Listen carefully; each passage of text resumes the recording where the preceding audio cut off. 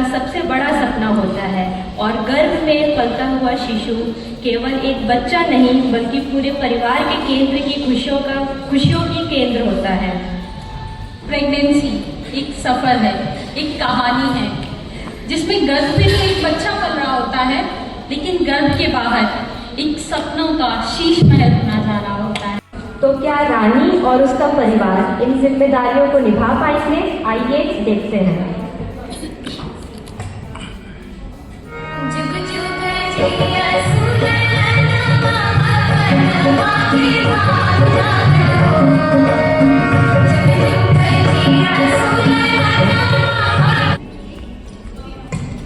लो निर्मला।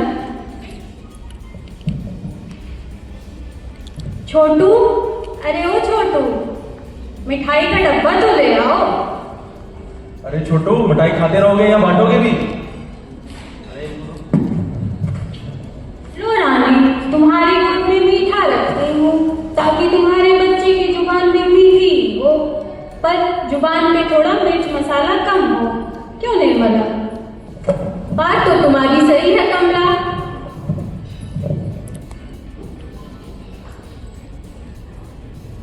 ये लो रानी, नजर का काला टीका, तुम्हें और तुम्हारे बच्चे को नजर ना लगे किसी की। अरे राजू, अभी से तैयारी कर लो, तुम्हारी अब रातों की नींद उड़ने वाली है। अरे ऐसा क्या होने वाला है मौसी जी? अरे बच्चे के डायपर भी तो बदलने पड़ेगा ना। अरे अच्छा, ठीक है ठीक है। और बताओ रानी, अब तो बच्चा पेट में लात मारता होगा। अरे हाँ, एक दिन तो ऐसे लात मारती थी कि महारानी तो गिर पड़ी थी। अरे मुझ पे ये तो ऐसे ही मजाक करते रहते हैं। हाँ, कल शाम को तो बहुत तेज महसूस हुई थी, पर अभी थोड़ी उसकी हलचल कम लग रही है। क्यों? निर्मला ज्यादा काम करा रही क्या तुमसे? अरे नहीं, ऐसी बात नहीं है, थोड़ी थकान सी लग रही है मुझे। अभी तक एक बार भी अस्पताल नहीं गई हो ना? नहीं। एक काम करो, कल राजू के साथ चली जाना, अगर सही ना लगे तो। क्यों राजू, ले जाओगे ना? अरे हाँ मौसी जी, कल मैं छुट्टी ले लूंगा और इन्हें अस्पताल दिखा दूंगा। क्या हुआ? आप मेरे साथ अस्पताल चल लेंगी क्या? क्यों, क्या हुआ? वो मुझे मेरे बच्चे की हालत थोड़ी कम महसूस हुई तो थोड़ी परेशानी लगी। आप चल लीजिए। आज तुझे मेरी याद कैसे आई? ऐसे तो तू हर बार कमला के साथ जाती थी, आज भी तू उसी के साथ है। मुझे तो अभी बिटिया के यहाँ जाना है। रानी, अरे ओ रानी, कहाँ हो तुम? देखो, तुमसे मिलने तुम्हारी प्यारी दोस्त आई है। अरे सीता, आज तुम यहाँ कैसे? तुम्हारी बहुत याद आ रही थी तो सोचा तुमसे मिलते चलो। पर क्या हुआ रानी, तुम इतनी उदास क्यों लग रही हो? क्या हुआ रानी? मुझे मेरे बच्चे की हलचल थोड़े दिनों से कम महसूस हो रही है, तो मैंने इनको बोला कि ऑफिस से छुट्टी ले लेंगे। इन्होंने अपने ऑफिस से छुट्टी भी नहीं ली। अम्मा जी को बोला तो अपनी बिटिया के यहाँ चली गई। कमला मौसी थी, वो भी कहीं गई है। मेरे तो जैसे किसी को पड़ी ही नहीं है। रानी, इतना सब कुछ हो गया तुम्हारे साथ और तुमने मुझे बताया तक नहीं। चलो मैं तुम्हें अभी अस्पताल लेके चलती हूँ। अरे फोन बज रहा है, उठाइए। हेलो, हाँ गुड मॉर्निंग बॉस। अरे वो जो हमने छुट्टी के लिए बोला था ना कि हमारी बढ़ा दीजिएगा, तो वो 2 दिन की बढ़ाने के बाद 7 दिन की कर दीजिएगा। ठीक ठीक ठीक। अरे किससे बात कर रहे थे? अरे वो बॉस का कॉल आया था ना कि जो 2 दिन की छुट्टी थी हमारे, वो 7 दिन की कर दीजिएगा, क्योंकि अब डिलीवरी की डेट भी पास आ रही है ना, तो तुम्हारा बच्चे दोनों का ख्याल रखना पड़ेगा। ठीक है, तो अभी हम पानी भर के आ रहे हैं, तब तुम आराम करो। अच्छा ठीक है, जाइए। क्या आपकी भी डिलीवरी होने वाली है? अरे मैं आपसे पूछ रही हूँ, क्या आपकी भी डिलीवरी होने वाली है? इतनी परेशान क्यों है? नहीं, वो मुझे मेरे बच्चे की हलचल थोड़ी कम महसूस हो रही है ना। तो आप किसके साथ आए हैं? वो मेरी दोस्त आई हुई है। दोस्त के साथ? क्यों, कोई घर से नहीं आया क्या? मेरे हस्बैंड को उनके ऑफिस से छुट्टी नहीं मिल पाई, इसलिए वो नहीं आ सके। ये तो बहुत गलत बात है। मेरे पति तो मेरा बहुत ध्यान रखते हैं। रानी, रानी कौन है यहाँ पे? अंदर आइए, आपको डॉक्टर साहब बुला रहे हैं, आपका नंबर आ गया। नमस्ते सिस्टर जी। नमस्ते, बताइए क्या परेशानी हो गई? मुझे मेरे बच्चे की हलचल थोड़ी कम महसूस हो रही है कुछ दिनों से।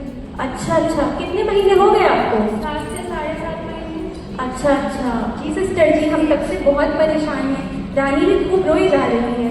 अरे अरे आप परेशान मत होइए, हम अभी डॉक्टर अरोड़ा को दिखाते हैं। इसके अलावा कोई तकलीफ हो रही है क्या आपको, जैसे पेट दर्द, पानी का आना या ब्लीडिंग?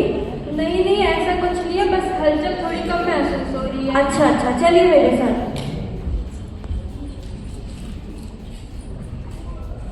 हाँ जी सिस्टर जी, बताइए आज कौन कौन सी मदद आई है? डॉक्टर अभी आई है रानी, जिन्होंने शिकायत की है कि उन्हें उनके बच्चे की हलचल नहीं महसूस हो रही। आप इन्हें देख लीजिए एक बार। अच्छा रानी जी, हम आपकी कुछ जरूरी जांचें करवाएंगे जिसमें खून की जांच भी शामिल होगी। आपके साथ कौन आया है? मेरे दोस्त आए थे। आपके पति कहाँ है, वो क्यों नहीं आए? उनको ऑफिस से छुट्टी नहीं मिल पाई, इसलिए वो नहीं आ सके। आप कौन? मैं रानी जी का हस्बैंड। अच्छा, आप इनके पति हैं। आपको पता है आपकी बीवी 7 महीने की प्रेगनेंसी में पहली बार अस्पताल आई है।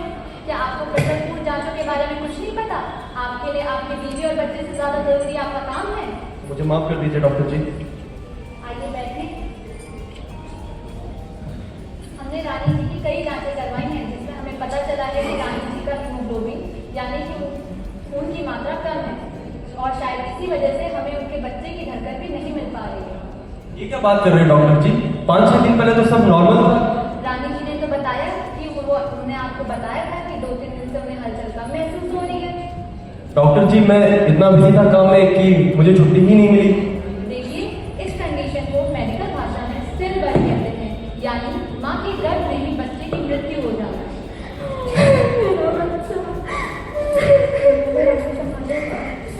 पहले ही कहा था ऑफिस से छुट्टी ले लेते, लेकिन तुमने मेरी नहीं सुनी। डॉक्टर जी कोई तो तरीका या कोई इलाज तो होगा। देखिए, मैं आपका दुख समझती हूँ, पर इस समय हमारे पास एक ही रास्ता है कि हम रानी जी की जान को बचाएं, जिसके लिए हमें उनकी तुरंत डिलीवरी करवानी होगी। इसके लिए आप अस्पताल में भर्ती हो जाएं। ठीक है डॉक्टर जी, जैसा आपको ठीक लगे। पेट में ही मैं गया। इससे रानी को सिर्फ शारीरिक ही नहीं मानसिक भी आघात लगा है। लेकिन इसके पीछे गलती किसकी है? रानी की, उसके परिवार की, उसके पति की या उसकी सास की? मुझे तो लगता है गलती भले किसी की ना रही हो, लेकिन जिम्मेदारी तो सबकी थी ना। इसी के साथ दूसरी गर्भवती मां लता जी की भी डिलीवरी हो गई है। तो आइए देखते हैं वो और उनका बच्चा कैसा है। और छोटे छोटे हाथ। हाँ, बहुत प्यारा है अपना बच्चा। इसकी नाम तो पकौड़े जैसी है। अब तो घर में खुशियां ही खुशियां आएंगी। अम्मा जी, लोग कहते हैं बच्चा घर की रौनक होता है, पर मेरी कोख सोनी क्यों रह गई? मैंने कितने सपने सजाए थे अपने बच्चे को लेके। पहले तो तुमको जो बगल वाले बेड पे रानी जी है ना, उनका बच्चा मारा हुआ पैदा हुआ। हाँ, तुमसे मिल के आता हूँ। अरे राजू भैया, कैसे हैं आप? यहाँ पे आपका बहुत बड़ा काम है। यहाँ पे अपनी पत्नी का दिल ही नहीं, उसके सपने भी टूटे हैं। ये सब मेरी ही गलती है। वो मुझसे कहती रही, लेकिन मैंने उसकी बातों पे ध्यान ही नहीं दिया। तो अगली बार से ध्यान रखना, अगर उसे कोई भी दिक्कत हो तो तुरंत डॉक्टर के पास लेके जाना है। और अम्मा जी, आप भी ध्यान रखना कि बेटी के साथ साथ बहू का भी ध्यान रखना है। बहू, अब से तुम और तुम्हारी सेहत का ध्यान रखना मेरी सबसे पहली जिम्मेदारी होगी। इस बार ये मेरी भी गलती थी। आपके साथ जो घटना हुई वो बहुत ही दुखद और असहनीय थी। इसीलिए ये आपके साथ या दोबारा किसी और के साथ ये घटना ना घटित हो, इसीलिए मैं आपको कुछ महत्वपूर्ण जानकारियां देना चाहती हूँ। मैं आशा करूंगी आप इन बातों का अमल करेंगे और ध्यान से सुनेंगे। देखिए रानी जी, हम रेगुलर एंटीनेटल विजिट्स कराते हैं, जिसमें माँ और बच्चे की सुरक्षा के लिए कई तरीके की जांचें होती हैं, जैसे कि माँ का वजन, लंबाई, बीपी, शुगर, पेट की ऊंचाई, खून एवं पेशाब की जांच और अल्ट्रासाउंड के जरिए बच्चे की धड़कन सुनी जाती है। खून की जांच में हीमोग्लोबिन की मात्रा देखी जाती है। हीमोग्लोबिन कम होना या खून की कमी, इस स्थिति को अनीमिया कहते हैं। गर्भावस्था में अनीमिया के कई लक्षण दिखते हैं, जैसे कि अत्यधिक थकान, अत्यधिक सांस फूलना, शरीर का पीलापन, चिड़चिड़ापन इत्यादि। रानी के इन लक्षणों को सही समय पर नहीं पहचाना गया और यही कारण था कि इनके साथ स्टिल बर्थ की घटना हुई। गर्भावस्था में अनीमिया के खतरनाक लक्षणों के अलावा और कई तरीके के चेतावनी भरे संकेत भी हो सकते हैं, जैसे कि तेज सिर दर्द, तेज पेट दर्द, तेज बुखार, अत्यधिक मितली या उल्टी आना, अत्यधिक चक्कर आना, नीचे के रास्ते से खून या पानी का आना एवं बच्चे की हलचल या धड़कन ना मिल पाना, जैसे कि आपके साथ हुआ। यदि इनमें से कोई भी लक्षण आपको अपने घर पे दिखता है तो बिना देरी किए हुए जल्द से जल्द अपने पास के स्वास्थ्य केंद्र में जाकर डॉक्टर, एएनएम या नर्स से मुलाकात करें। आप इसमें आशा की भी सहायता ले सकते हैं। और अंत में मैं आपको कहना चाहती हूँ कि अनीमिया को रोकने के लिए आप अपना खान पान बहुत ही अच्छा रखें, जैसे हरी सब्जियाँ खाएं। इसके अलावा दवाइयाँ अपनी आयरन और फॉलिक एसिड टैबलेट समय समय पर लें। समझ आया आपको? रानी, मैं मानता हूँ कि इस बार मेरी गलती थी, लेकिन अब से मैं तुम्हारा दुख और दर्द दोनों को गंभीरता से लूंगा। बहू, अब से मैं भी तुम्हारी सेहत का पूरा ध्यान रखूंगी। अंत में मैं यही कहना चाहूंगी, हर गर्भवती माँ की बात सुनिए। हर हरकत एक नई जिंदगी की निशानी होती है। सही समय पर जांच और इलाज कराना ही सही मातृत्व का रास्ता है और यही हमें खुशियों की ओर ले जाता है।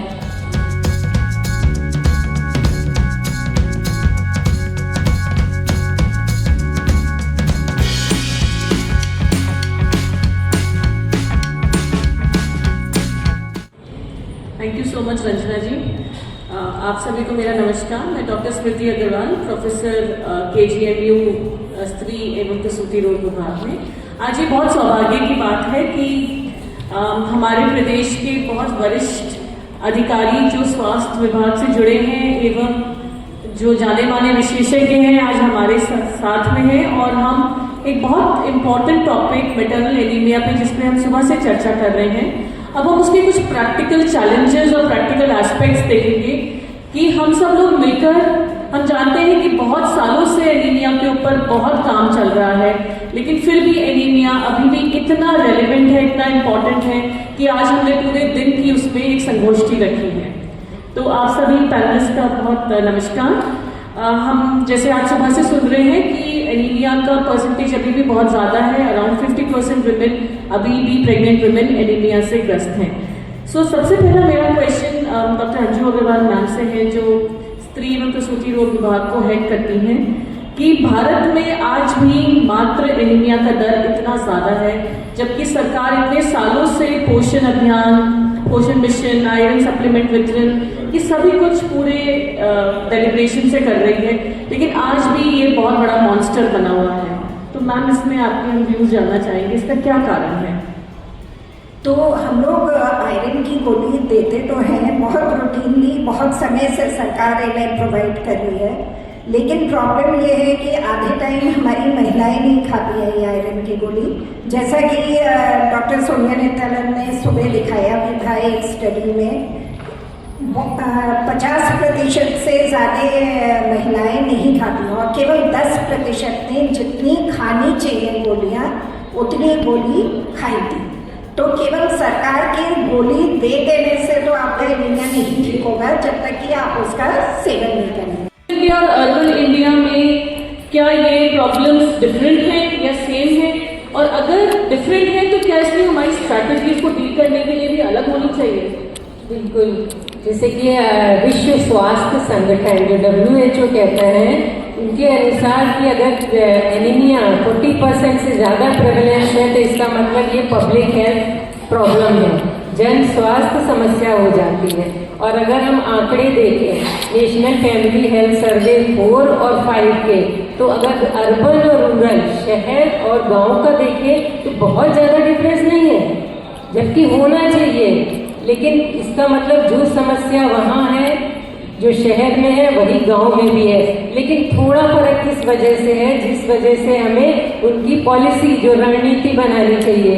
जैसे कि अगर हम विलेज में देखें तो वहाँ पे सब जो अभी एनीमिया मुक्त भारत जो प्रोग्राम चल रहा है उसके अकॉर्डिंग जो 6x6x6 का है कि 6 लाभार्थी जो अलग अलग एज ग्रुप के हम लोग सुबह से जान रहे हैं कि 5 वर्ष से 5 साल से कम बच्चे 5 महीने से 5 वर्ष से कम, फिर उसके बाद 5 से 10 साल, फिर उसके बाद 10 से 19 और रिप्रोडक्टिव, प्रेग्नेंट एंड लैक्टेटिंग। तो इनके अकॉर्डिंग हमें इन सबको अलग अलग आइडेंटिफाई करते हैं रूरल में। उनके अनुसार जैसे जो अगर टैबलेट दी जा रही है, बच्चों के लिए सिरप दी जा रही है, तो ये एक जागरूकता अभियान होना चाहिए।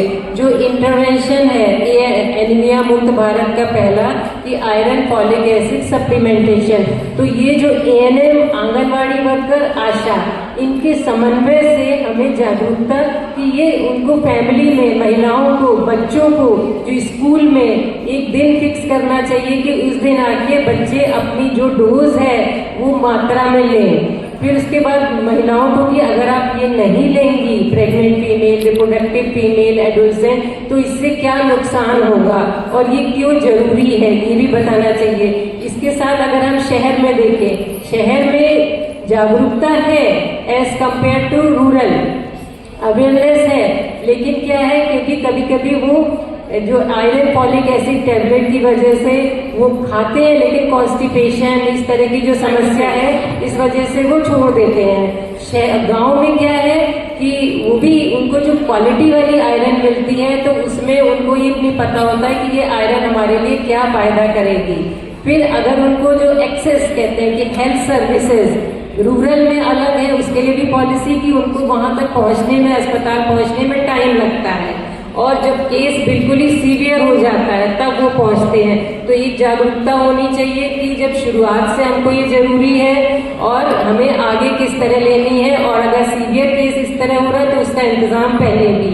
फिर उसके बाद जो शहर में एक तरह की ये प्रॉब्लम भी हो रही है कि जो वाटर सैनिटेशन। बहुत अच्छा प्रश्न है क्योंकि कम्युनिटी लेवल पे ही हमें काम करना है प्रेग्नेंट वुमेन के साथ में। तो अगर हम सबसे पहले देखते हैं तो अर्ली रजिस्ट्रेशन जो है वो हमारे यहाँ पे नहीं होता क्योंकि जो गर्भवती महिलाएं हैं वो छुपाती हैं, जैसे बोला था कि नजर लग जाएगी, तो उसकी वजह से वो जब छुपाती है तो उसमें क्या होता है कि उनका जो ANC है वो डिले होता है, जिसकी वजह से IFA जो उनको खानी चाहिए, जितनी डोज उनको लेनी चाहिए वो उनकी डिले होती है और अप्रोप्रिएट डोज उन्हें नहीं मिल पाती। समझाया, बस पहचानिए, उसे आइडेंटिफाई करिए और उन्हें सही जगह पे उपचार के लिए भेजिए। उससे बहुत समस्याएं कम होंगी। गर्भवती महिला में जटिलता पैदा इसीलिए होती है क्योंकि वो खून की कमी उसमें होती है। तो सबको I would like to thank you कि आपको इस कार्यशाला में आपका जो पर्पस है आने का, आपको उससे लाभ मिले। आपका मेन है कि जुड़ा हो दिल से बहुत इम्पोर्टेंट है। और आपको पता है ना कि माँ बनना आई थिंक सबसे अनमोल एक्चुअली भावना होती है, जिससे और हर माँ को आप ही हैं जो मेन जो जमीन से जुड़े हैं उसको बचा सकते हैं। आगे उसको कोई कॉम्प्लिकेशंस ना हो, जटिलता ना आए, तो उस पर आप लोग प्लीज इस कार्यशाला का लाभ उठाएं। And thank you so much कि ये प्लेटफॉर्म सीफा ने क्रिएट करा फॉर दिस डिस्कशन। एंड बहुत कुछ ज़्यादा रॉकेट साइंस है नहीं अनीमिया मैनेजमेंट में। 3 ही चीज़ें करनी होती हैं, गोली खानी होती समय से, उसके बारे में आपको बताया जाएगा, कई चर्चाएं होंगी। ट्रेनिंग दी जा रही है और ये ट्रेनिंग आज शुरुआत है। हमारे पास हमारा जो अनीमिया मुक्त भारत का अभियान है उसके लिए इसको बल मिलेगा और हम लोग इसमें एक अच्छी, क्योंकि हमारा टारगेट है हर वर्ष देश में महिला एनीमिया को 3% कम करना। तो ये एक लंबा टारगेट है, ये एक लंबी जर्नी है, इसमें हर व्यक्ति का प्रयास जरूरी है। उसी के लिए आज यहाँ पर हम सभी एकत्र।